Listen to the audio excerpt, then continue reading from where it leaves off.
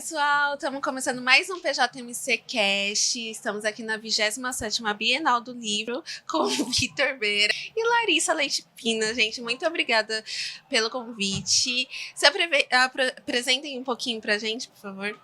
Primeiras damas. Obrigado. Boa noite, gente. Sei lá, bom dia, boa tarde, não sei, né? Bom, eu sou artista visual, eu sou arte educadora, eu sou fotógrafa, sou skatista e sou mil coisas. Acho que é isso. Eu sou muita coisa também, assim. Sou artista, arte educador, das artes visuais, né? Todo mundo sempre pergunta qual arte. Sou da educação social, trabalho com educação também há um tempão já. E me formei recentemente agora em gestão de projetos, para olhar mais para a educação também nesse sentido da construção, dos processos educacionais e tal. E hoje vocês estão, já dando um spoiler, vocês estão no pedagógico do PJMC, certo? Certo. E como foi o primeiro contato, assim, que vocês conheceram o PJMC? Larissa, eu já sei, mas contem aí pra gente. Bom, então eu vou começar, né? Já que você deu essa deixa para mim. Eu fui jovem monitora em 2014 e foi muito assim um achado. Eu tinha acabado de terminar a faculdade, mas eu queria continuar estudando. Só que eu também queria, né, ter ali um subsídio para me manter melhor do que um estágio, por exemplo. E aí eu tava no Facebook. Nossa, tanto tempo Facebook, né? E aí eu achei um chamamento assim para o programa. E aí eu comecei a li o edital, né? Tudo, falei, nossa, eu não sabia muito bem o que era, mas eu achei muito bacana assim. Vou me inscrever. Me inscrevi, passei na primeira fase, fui lá na segunda fase sem ainda com muitas assim, né, sei lá, perspectivas assim. Passei para a terceira fase e aí eu fui chamada, fui convocada. E esse foi o meu primeiro contato com o programa, assim. O meu primeiro contato, na real, não foi meu, né? Porque eu sou de Guarulhos, os moradores de Guarulhos não podem participar do programa, enfim. Mas minha irmã foi jovem monitora, porque ela, enfim, morava em São Paulo. E ela foi jovem monitora, conheceu o programa. Quando? Eu não lembro. É que o programa tem 15 anos, né? Então são muitas edições. Qual edição foi? Deve ter sido entre 15 e 17, mais ou menos nessa época, assim. Não pude ser jovem monitor. E, enfim, eu não sabia muito bem o que era o jovem monitor, eu não sabia muito bem o que minha irmã fazia, né? E, enfim, não pude ser jovem monitor na época. Ela até falou, vem morar comigo, aí você se inscreve, mas eu estava trabalhando em Guarulhos já, eu trabalhava numa empresa de tubos, de metalurgia, nada a ver com cultura e arte, e fazia faculdade de engenharia no ABC, então minha rotina era muito caótica, assim. E aí, muito tempo depois, larguei a engenharia, fui fazer artes, comecei a trabalhar com educação social, e aí minha irmã falou, vê lá o PJMC, você consegue trampar lá, né, como educador, né, os agentes de formação, ou alguma outra parada. E aí eu fui procurar mais, né, porque eu já estava procurando trampos na educação, né, quando eu fiz essa transição de engenharia para artes. Eu comecei a trabalhar em escola, mas aí eu fiquei um tempo em escola e falei, acho que não é isso, assim. E aí já queria trabalhar com educação social. Entrei em algumas instituições de educação social e falei, acho que é isso. E aí eu fui atrás do PJMC, de fato, assim, procurar vagas, saber como que estava rolando. E aí, antes de eu entrar como analista pedagógico, que vai fazer 2 anos que eu estou no programa, assim, como analista pedagógico, eu dei uma formação para os jovens, né? Era uma formação de design thinking, nada a ver assim com nada. Com o escopo do projeto hoje, né, do programa hoje. E aí comecei aí, falei, acho que é isso então. E aí fui de fato atrás do PJ, e surgiu a vaga e tô aí. Que legal, né? E perceber também como fazendo a gente se descobre, né? Total. Assim, a área da educação, da cultura, como que, levando por esse lado da educação mesmo, como é que a educação foi importante, assim, na construção profissional de vocês, assim, o momento que vocês encontraram na educação também um sentido para fazer cultura? Como é que foi? Nossa, eu acho que para mim foi um pouco. Eu não consigo dizer quando isso começou, porque a minha mãe ela era professora, né? Então eu sempre tive inserida nesse universo assim da educação, né? Meio que dos bastidores ali, preparar a aula, ajudar a preparar a aula. Então eu sempre tive um gosto para fazer isso, para passar o conhecimento assim para as pessoas, né? Essa transmissão, essa troca, na verdade, né?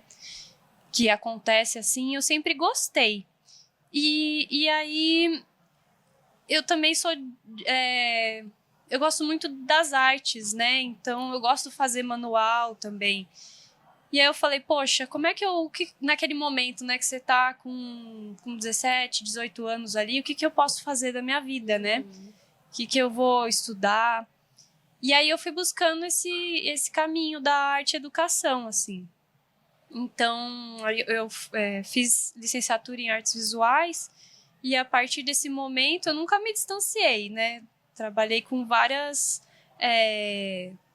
grupos e educação formal, não formal e arte junto. Então, acho que isso tá muito assim comigo, né? Hoje eu consigo pensar bem, assim, sobre isso, né? Eu lembro que uma época da minha vida foi muito difícil eu entender essa transição que eu fiz de carreira e da onde que veio isso, assim, né? Porque todos os homens da minha família são metalúrgicos, trabalharam em chão de fábrica desde sempre, né? Meu pai ainda trabalha em fábrica, meu avô foi do almoxarifado de uma fábrica, o outro também foi do almoxarifado, meu bisavô trabalhou com fábrica, então sempre foi da minha família, assim, e aí eu não via outras alternativas de profissão para mim, né? Eu estava inserido no meio que os trabalhos eram esses, assim, inclusive foi meu primeiro trabalho. Na verdade, o segundo trabalho, meu primeiro trabalho foi vendedor e ao mesmo tempo eu fazia food truck. Muitas coisas. Muitas coisas. O pessoal é multiáreas, né? Mas aí, quando eu parei para pensar mesmo, assim, quase que numa autoterapia, meu pai e minha mãe, eles sempre me levaram, e aí quando eu fui professor, eu até fiquei impressionado com isso. Eles sempre me levaram em museu. Tipo, eu acho que quando eu tinha 15 anos de idade, eu já tinha ido em todos os museus da cidade, assim, MASP, MIS, MAN, Catavento, tudo que vocês mais, Museu da Língua Portuguesa, Pinacoteca, casas de cultura, já tinha frequentado. Então, porque, enfim, acho que um passo atrás, minha família nunca teve muito poder aquisitivo, assim. Meu pai sempre viajou muito a trabalho, minha mãe dedicou boa parte da vida dela a cuidar de casa, então ela não trabalhava. Depois ela começou a trabalhar quando a gente ficou um pouco mais velho, um pouco mais independente, na adolescência. E aí o passatempo que tinha era esse, assim. Então a cultura sempre permeou a minha vida, assim.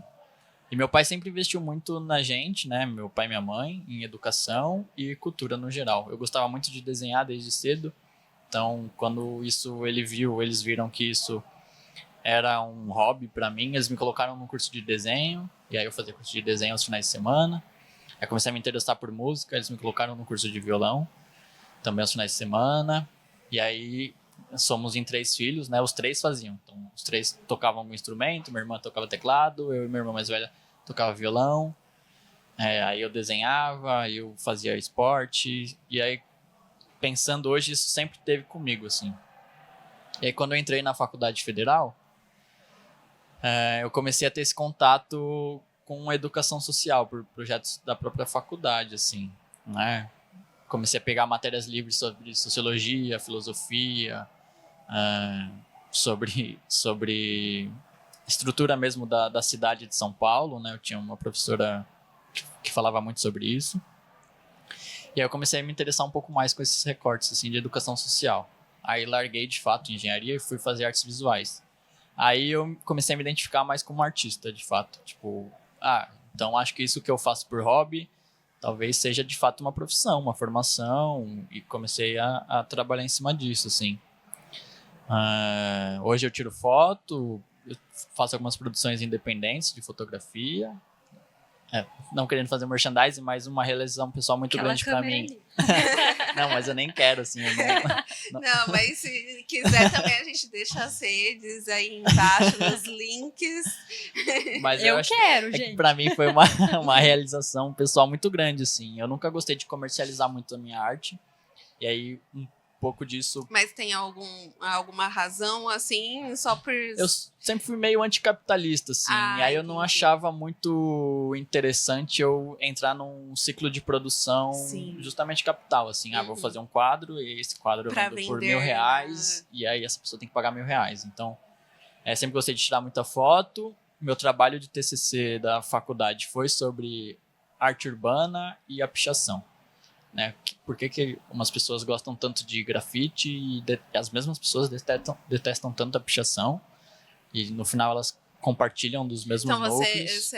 você trabalha um pouco nas duas áreas, pichação e no picho, né? Eu acho que é assim que fala. Sim. E no grafite. Sim. Sempre quando eu posso, eu produzo grafite. A pichação, pra mim, hoje, ela saiu da atuação. Raramente eu saio mesmo pra pichar alguma coisa, assim. Até porque é contravenção. Mentira. Eu não quero me prejudicar nesse sentido. Mas eu trabalho muito com fotografia de pichação hoje. Então eu tenho um fotolivro que eu consegui produzir independentemente. Esse ano deu tudo que certo. bacana. Foi esse ano mesmo que Foi. você produziu? Sobre, de fato, as estéticas da cidade, assim. Então, uma estética mais deteriorada, de objetos, ferrugem, concreto e muita pichação. Então, dentro disso tudo tem muita pichação. Que eu acho que também é o que traz dentro do nosso convívio com a cidade a arte, de fato, assim. A arte que o paulistano mais consome é a pichação. Embora eles neguem isso. Até mais que a música. E aí fui entrando na educação social, fui para educação formal, fiquei uns 2 anos na educação formal, comecei estagiando e tal, fiz um programa de iniciação à docência pelo CAPES, para dar aula no noturno numa escola. E aí falei, putz, eu acho que eu não quero ser professor. E aí, outra reviravolta, né? Como assim uma pessoa que é licenciatura em artes não quer dar aula de artes? E aí eu falei, o que eu vou fazer da minha vida? Loucura. Aí comecei a trabalhar com educação social e para as ONGs, né, com o grupo da faculdade. Né, tinha uma colega minha de classe que falou, pô, eu dou aula em ONG de final de semana, ajudo as crianças lá, alfabetizo, a gente faz atividade. Aí comecei a ser mais arte educador mesmo, usar a arte para educar em alfabetização, em outras matérias, né, na educação não formal. Saí disso, fui trabalhar numa startup de educação, na pandemia já, trabalhava o desenvolvimento profissional de várias pessoas para entrar no mercado de trabalho. E aí não tinha nada a ver com artes, mas eu ensinava as pessoas a oratória, a escrever, assim, né, redigir um e-mail, que são coisas que a gente não aprende de fato na escola, e a vida às vezes ensina meio que na porrada, assim. Você entra num trampo, as pessoas esperam já que você saiba escrever um e-mail formal, que você saiba usar os ambientes digitais de trabalho, você saiba usar um Google Meet, um Teams. E, no geral, as pessoas não sabem, assim, sabe? Eu dava aula para pessoas ribeirinhas, que o primeiro contato que elas estavam tendo com a internet ali, com um computador, era aquele. E aí comecei a trabalhar com isso, fiquei 2 anos nisso e vim pro PJ. Então eu vejo que a arte hoje, para mim, sou eu, assim. Porque minha educação, minha criação toda foi feita em cima disso, assim. Sim. Consumindo arte, principalmente gratuita, e produzindo as coisas, sabe? O que eu desenho, o que eu escrevo, mesmo, né? as fotos, né? O meu fotolivro, ele é feito integralmente de fotos tiradas com um celular, sabe? Eu falei, não quero comprar uma câmera profissional para pensar que talvez eu seja um fotógrafo. Porque para mim a foto é aquilo que você está enxergando, como você traz o recorte disso, assim, né? Muita gente fala do Sebastião Salgado, aquelas fotos que ele tira, super conceituais, assim, super produzidas, com equipamento super caro. para mim ele é um fotógrafo, mas eu acho que quem está disposto a ser fotógrafo não precisa necessariamente ter um investimento mecânico tão alto assim. Sim. Lari, agora puxando para você. Você foi também agente de formação, né? Sim. O que é um agente de formação no PJMC? Bom, Boa eu pergunta, né?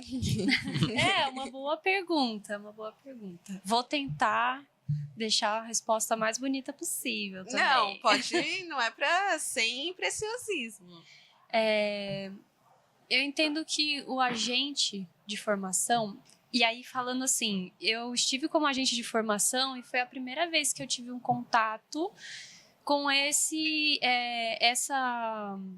articulador, assim, dentro do programa. Porque quando eu passei pelo programa como jovem monitora, ainda não tinha essa estrutura de um agente de formação. Ela veio, acho que 1 ano depois, assim. Então, quando eu cheguei pro programa, eu fiquei, eu não tenho uma referência sobre isso nesse recorte específico do PJMC, mas isso não quer dizer que é ruim, porque eu posso criar essa minha própria referência, né? Então, eu tomei muito como uma pessoa que está orientando esse jovem, tanto ali nas dinâmicas do espaço, seja com produção, seja com uma questão de pesquisa ou outros afazeres, tanto com uma pessoa que está orientando esse jovem, acompanhando ele para as mediações de relações pessoais ali e tentando trazer uma perspectiva para essa pessoa para dar saída do programa também, né?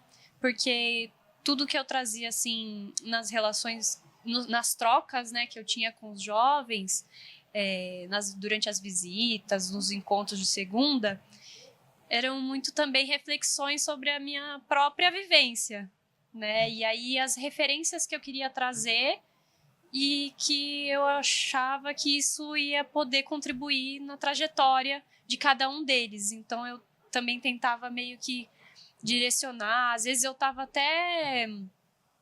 É um trabalho intenso, gente, porque às vezes eu ficava em casa ou eu ia fazer tal coisa, saía, tava no Instagram e via algumas referências e lembrava das pessoas, né, dos jovens monitores que eu acompanhava. E aí eu já falava, não, eu vou salvar porque eu vou mandar para essa pessoa aqui, eu vou falar que tem tal pesquisa referente ao que essa pessoa trouxe. Então é uma troca, assim, mesmo. Eu acho que o agente de formação, ele é um articulador ali. Entendi. Gente, e como que o pedagógico ele atua no programa, assim? Qual é o papel do pedagógico? Óbvio que é um processo formativo, né, o PJMC. E qual é a presença dele ali na formação cultural? Eu não sei se é exatamente o escopo de vocês, digamos assim, mas, por exemplo, nas formações teóricas, vocês estão ali presentes, pensando, orientando os jovens também a participarem, enfim, como é que é isso? Bom, eu vou falar um pouco do que eu fiz quando eu cheguei, e aí depois eu trago para esse momento atual, assim, porque eu acho que foram 2 etapas dentro do PJMC, porque eu já entrei, né, como analista pedagógico, assim. Então, eu acho que é um papel dessa equipe muito de estruturação e acompanhamento, porque quando a gente chegou, a gente tinha um escopo de cronograma com uma grade de matérias, né? Então, a gente tinha lá produção cultural, matemática financeira, raciocínio lógico e a quantidade de horas que cada uma dessas atividades tinham que ter. E aí a gente tinha que alocar todas essas matérias, né, dentro dos horários disponíveis para formação teórica, por exemplo.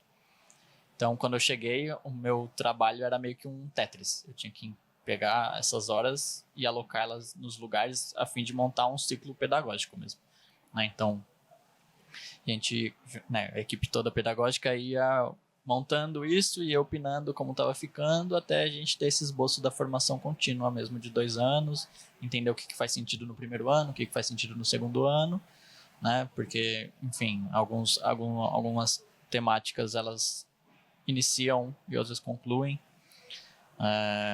Então, quando eu cheguei, a gente estava muito nesse processo de alocar essas cargas horárias e criar uma estruturação mesmo de cronograma. Junto com os processos de acompanhamento, né? Porque aí você tem que acompanhar a presença do jovem, você tem que acompanhar o processo de pagamento, você tem que acompanhar a formação prática, se esse jovem está com um plano de formação prático, né, dentro do espaço que ele atua, se essa atuação também está fazendo sentido para o jovem, né? Não adianta o jovem ir para o espaço e ele faz coisas que não preenchem ele só está cumprindo uma função, né? Sim. Porque o Jovem Monitor, ele é um programa formativo, né? Ele não é para você ser um servidor, por exemplo.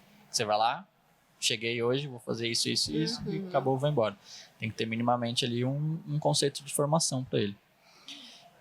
E, enfim, quando eu cheguei, eu acho que esses processos, né, como a gente estava estruturando a formação teórica e acompanhando a formação prática, eu sentia que estava um pouco descolado. Que foi esse segundo momento da gente juntar, né, o teórico com o prático. Tipo, essas coisas encaixam, é um programa de formação único. Não é um programa de formação teórico e um programa de formação prática. São os dois juntos. Então eu vejo muito que hoje a gente está nessa sincronicidade, assim, o programa evoluiu bastante desde que eu cheguei. A equipe cresceu bastante também desde que eu cheguei. Eu acho que é isso. Eu acho que hoje a gente está muito mais complementar e a gente tem muito mais braço para olhar de fato o acompanhamento do jovem, desse desenvolvimento, sabe? A gente consegue hoje ver qual é o progresso dele dentro desses eixos, quais são os períodos que ele mais tem ausência para entender o porquê dessas ausências, né? Então a gente viu que você tem faltado muito no período da tarde, tais dias da semana. O que está acontecendo, a gente consegue realocar isso. Então hoje é um processo de acompanhamento muito mais individualizado e muito mais próximo, até com os agentes de formação, assim. Eles sabem a rotina do jovem, eles sabem as dificuldades do jovem com muito mais precisão, assim, se a gente for olhar, né? Então tem lá, você não está indo no inglês, você não está vendo 3 horas de PIAC, por exemplo. Então ele consegue entender que o jovem durante a semana não fez 3 horas de PIAC, né?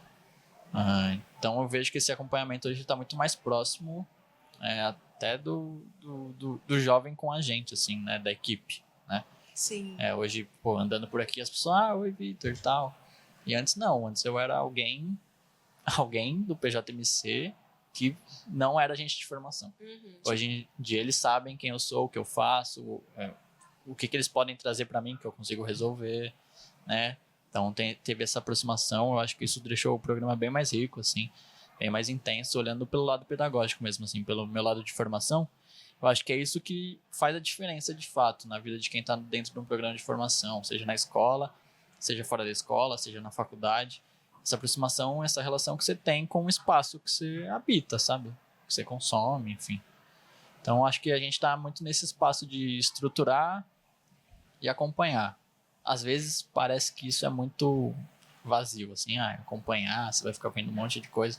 Mas eu sei, assim, talvez eu não conheça todos os jovens por rosto, mas se me falarem, o jovem X, eu sei mais ou menos ali o que ele está fazendo, qual é a ideia dele de PIAC, né, como que ele está de carga horária, quais são as dificuldades que ele tem. E acho que é para um pouco também para além do jovem, né? Sim. Porque para que a formação que o jovem seja contemplado, a gente precisa articular e sempre rever todos os processos, né, que impactam nesse jovem. Então, a gente precisa também dar esse suporte, esse acompanhamento, às vezes essa orientação, sugestão para o agente de formação. Tá ali fazendo a ponte com a equipe psicossocial, jovem, agente de formação, né? Pensar nos núcleos também, né? Trazer propostas, um jovem está trazendo tal demanda e a gente também já vincula com essas outras instâncias do programa, até mesmo na comunicação. Então, a gente precisa saber quais são os processos para que aquele jovem, aquela formação seja o mais completo possível para cada indivíduo, né? Então, acho que é isso. E aí tem também a parte da supervisão, a parte do pedagógico mesmo, do pensar a formação, né? E tentar analisar como que esse fluxo se dá, Acho que também tem isso, né? Eu acho que é isso, né? A gente tem que garantir, de fato, a permanência e a execução Sim. do jovem dentro do programa, né? Eu acho que é isso, assim. Acho que a gente tá bem... Tá bem legal, assim. Um exemplo prático que eu dou é, por exemplo, antes a gente tinha as formações teóricas e aí a gente servia um kit lanche e aí alguns jovens falavam, pô, não vou comer o kit lanche hoje, eu sou vegano, ou eu não como glúten, ou eu não como derivados de lactose. E aí, enfim, e aí se você olhar para um recorte de 300 jovens, a gente tem, sei lá, 15, 20 jovens que são veganos ou lacto-vegetarianos ou intolerantes a algum tipo de alimentação. Parece um recorte muito pequeno, mas a gente consegue ceder a opção de lanches veganos, lacto-vegetarianos e para pessoas intolerantes, assim. Porque, de fato, a gente tem olhado para essa aplicação, para garantir essa permanência, para garantir essa execução do programa, assim. Eu acho que isso é muito interessante, sabe? Porque, querendo ou não, você vai lá segunda-feira na formação, aí chega a hora do lanche e você é a única pessoa da turma que não tá comendo. Tem uma turma de 30 pessoas, só você não tá comendo, porque o lanche não te contemplava, sabe? Hoje ele tem a opção de chegar lá, pô, o lanche me agrada, tal, né? Pode não ser um banquete, né? Porque não é essa a intenção do lanche, mas de fato ele tem um lanche ali disponível para ele, se ele quiser ou não. E é interessante também pensar que o pedagógico ele está sempre em contato constante com todas as áreas, né, do PJMC, com a comunicação, com o psicossocial, com o administrativo, mas aí já indo para uma outra parte que eu fiquei muito pensativa. Como que a arte de vocês, a visão de artistas, né, influencia ali no olhar pedagógico? Como vocês separam as pessoas, assim, tipo assim, não... Enfim, esse olhar mesmo de artista na formação cultural, assim, dos jovens. Como é que vocês percebem isso? A Lari, que já foi uma jovem monitora, né? E também agente de formação. Eu acho que faz pouco tempo, né, que eu tô como analista pedagógica, então faz uns quase 2 meses, né? Então eu tenho muitas referências ainda de quando eu estava como agente de formação, né? E aí eu posso até trazer um pouco desse lado, né? Que para além dessas, a gente tem muitas metas para cumprir, né, no programa. Então a gente precisa assegurar determinados combinados, eixos, né? Mas como trazer isso de uma maneira em que a gente também possa experimentar e falar sobre uma coisa que talvez seja um pouco mais complicada ou mais delicada ou às vezes até mesmo mais burocrática de uma maneira prazerosa.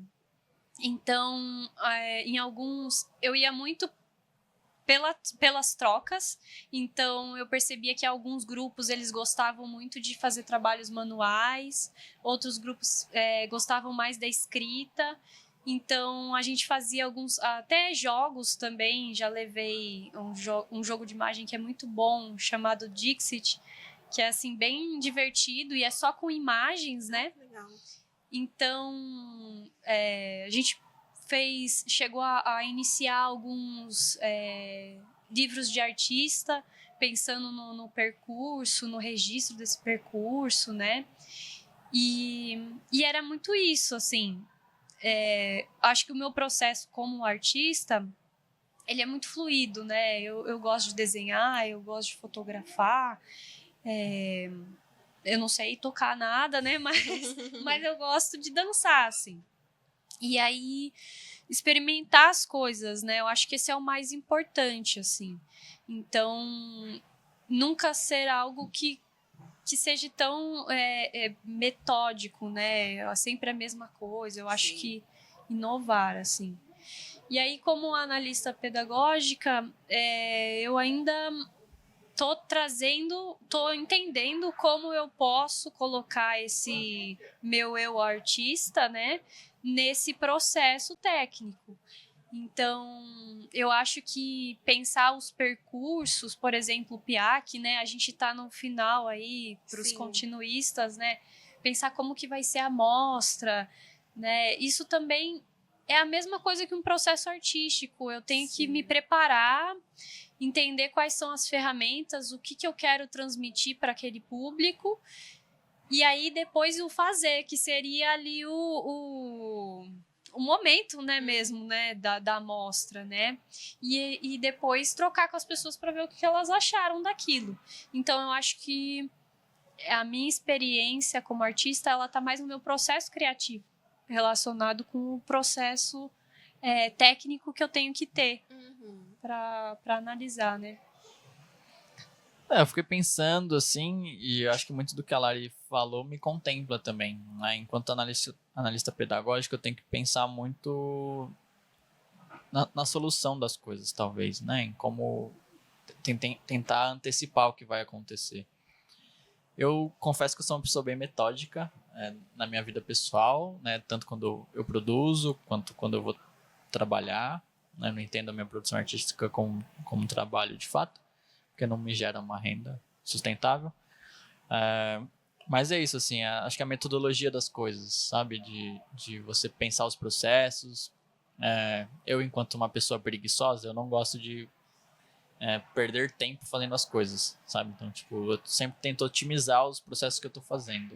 Preguiçoso? Porque Não sabia disso. Eu também não, gente, novidade. É que eu acho que isso é uma característica de quem é preguiçoso, assim, tipo, pô, eu não quero ficar 3 horas fazendo uma planilha, então como que eu consigo diminuir o tempo dessa planilha de 3 horas pra 1h30, assim? Eu falo, pô, eu vou ter 1h30 pra descansar, só que eu pego 1h30 e faço outro parada, mas tentar otimizar esses processos, assim, né, tanto na arte quanto na educação e agora como analista, assim, de fato de otimizar as coisas, de trazer novas visões para as pessoas, né? Eu acho que o mundo real, o mundo que a gente vive, ele também é esse mundo da formação, né? Eu penso que quando eu estava na escola e estava na faculdade e faço cursos livres, parece que a gente se descola da nossa realidade, né? Então, acordei de manhã cedo, fui para a escola.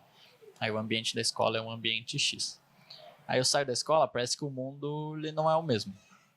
Mas eu digo que esse mundo é o mundo, assim. Se você não souber como que é o mundo real, você achar que o mundo é só o processo formativo, fica muito complicado para você. Porque as coisas são uma só. Então você tem que entender que o que você faz na rua, você faz em casa. O que você faz em casa, você faz na escola. O que você faz na escola, você vai fazer no trabalho. Né? E tentar ser essas pessoas... né? Eu falo, ser essa pessoa íntegra mesmo, né? Eu sou a mesma pessoa em todos os ambientes que eu frequento. Eu sou o Vitor artista, sendo o Vitor analista, assim, sabe? Eu acho que uma coisa não se desprende. Então, eu entendo muito que esse meu processo criativo, ele não se dá só na arte, né? Ele se dá também no meu trabalho, ele se dá também no meu dia a dia, na rotina que eu levo. A minha metodologia, né? Eu ser metódico, eu não sou só metódico no trabalho, né? Eu sou metódico nas coisas que eu faço em casa, nas coisas que eu faço no meu relacionamento, com os meus cachorros, né? Quando eu vou me arrumar para alguma coisa, eu tenho que separar as coisas que eu vou fazer. Então, eu acho que isso é um recorte de quem você é. E eu acho que quando você é artista, você consegue ter uma visão um pouco mais ampla, né, desses processos. Porque, enfim, talvez se eu fosse artista e trabalhasse numa empresa de metalurgia, essa minha visão ela não ia contribuir tanto. Mas como eu trabalho na educação, eu passei pelo processo de me formar como arte-educador, eu penso nisso, o que isso vai facilitar para quem está recebendo isso, né? A gente trabalha num programa que tem beneficiário, né? Eles não são clientes, eles não têm um reclame aqui, né? Então eles de fato têm que ser facilitados por esse programa, né? Então tem que pensar o que isso vai impactar.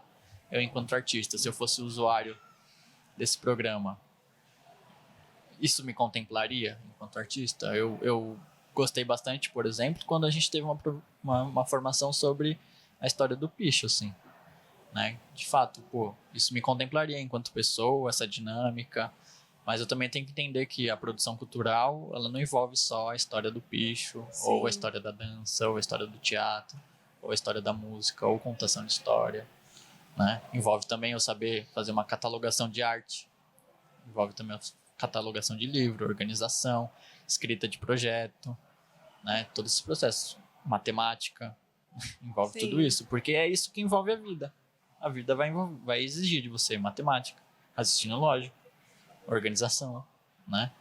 Então, eu meio que não me desprendo, assim. Eu tento pensar dessa forma mais ampla de como o Vitor artista seria contemplado pelo que o Vitor analista está produzindo. Não, é perfeito isso que você falou, porque eu acho que a arte, querendo ou não, impacta as nossas vidas em todas as áreas, né? E a gente leva um pouquinho dela e da nossa essência, né? Enquanto seres humanos, para cada área da nossa vida. No PJMC, a gente recebe muitas juventudes. A gente fala juventudes porque são muitas pessoas que são muito diferentes, né, entre si, e para aproveitar dessa política pública que está completando aí 15 anos. Agora, para a galera artista que está entrando no PJMC, que recado vocês deixariam assim pro pessoal assim que está entrando nesse processo formativo e vai ter um mundo aí de conhecimento, né, e de sabências nas formações, enfim. Um recadinho aí, porque a gente vai receber uns jovens ingressantes aí logo. E aí, se vocês puderem dar um recadinho aí para eles, para os artistas exclusivamente, mas não só. Você quer dar? Posso ir? Pode, Tá. pode. Eu diria pra aproveitar, assim. Eu tenho um lema.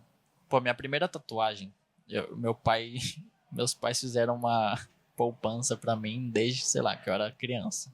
Pra você ir pra faculdade. Sei lá pra que era essa poupança. Eu sei que quando eu fiz 18, meu pai me ligou uma vez, ele tava viajando, e falou, você tem que ir lá no banco, transferir a poupança pro seu nome. E aí eu falei, tá bom. Aí eu fui lá e, sei lá, tinha R$800. E é tipo assim, ele juntou, sei lá, tinha uns 12 anos. Quando eu fiz 18, tinha R$800. Aí eu comprei um tênis e fiz uma tatuagem. Aí acabou o dinheiro. E aí eu tatuei pra eu aproveitar o dia. Então tem uma tatuagem no peito gigantesca escrito basicamente pra eu aproveitar o dia, assim.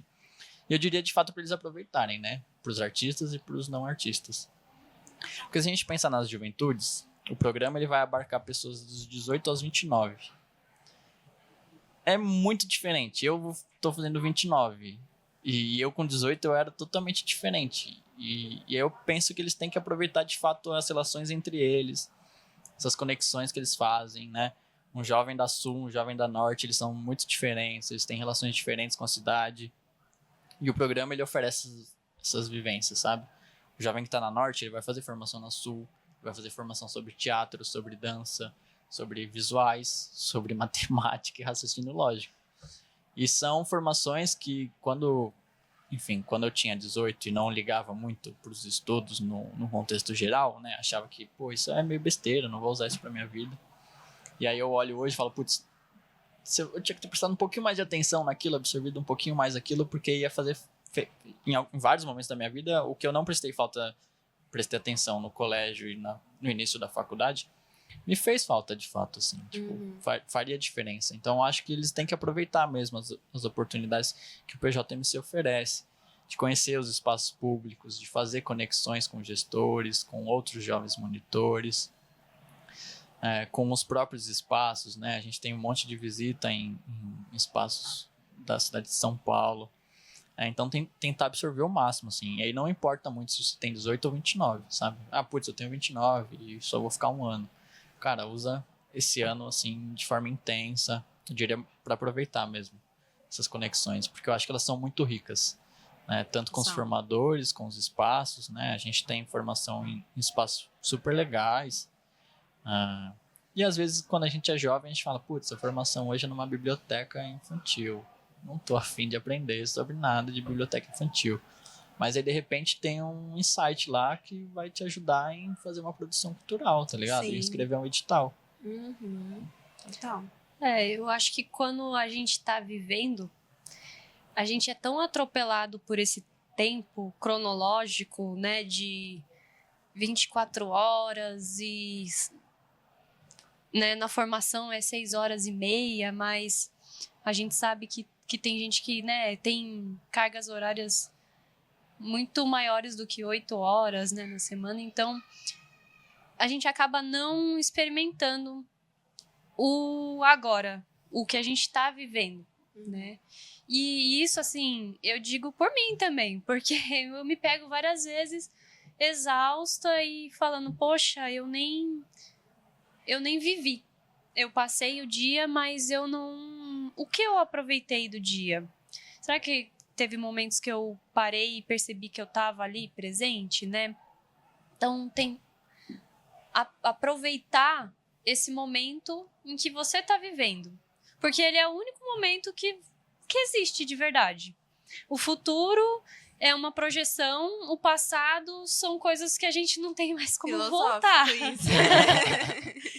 Então, é esse exercício, eu acho. E é um exercício não só para agora, quem vai estar entrando no programa, né? Mas um exercício para a vida toda, assim. Tá sempre tentando estar no presente e viver aquele presente da melhor maneira que você pode. É isso, gente. Mensagem final maravilhosa. Acho que casou muito bem com o momento. Então, vamos viver o presente, né? E se entregar também para as possibilidades da vida. E é isso, gente. Muito obrigada novamente pela presença de vocês. A gente vai disponibilizar depois os episódios no YouTube e nas redes sociais também. E é isso. Vocês querem falar mais alguma coisa? Fazer o meu jabá. Faz aí. Quem quiser me seguir no Instagram, eu tenho 2 Instagrams, assim, um pessoal enquanto Vitor Beira artista, que é @VitorBeiraF, de Fernandes, e um que é Urbanos, que eu já tive um projeto de marca e é um codinome que eu uso para lançar minhas coisas, né, o meu livro, roupas, essa roupa aqui. Não produzo mais, mas quem sabe eu volte, assim. Artista, né? É Urbanos e no lugar dos Us é um V. Bem greco-romano. Eu também vou fazer. Vou até olhar para essa câmera aqui. Eu tenho LinkedIn, gente. Mas Tem LinkedIn também. eu uso bastante o Instagram também. E aí vocês podem me achar como @laripina com 2 N's. O meu Instagram ele é muito sobre o meu trabalho fotográfico e o meu trabalho com skate, mas já fomentando aí o meu coletivo. Vocês podem seguir também Divas Skateiras e encontrar eu e minhas amigas por lá. Obrigada, tchau. Arrasaram, gente. Muito obrigada. Continue acompanhando a gente no Formacal, SMC e pjmc.sp, gente. Um beijo. Até o próximo episódio. Tchau, tchau.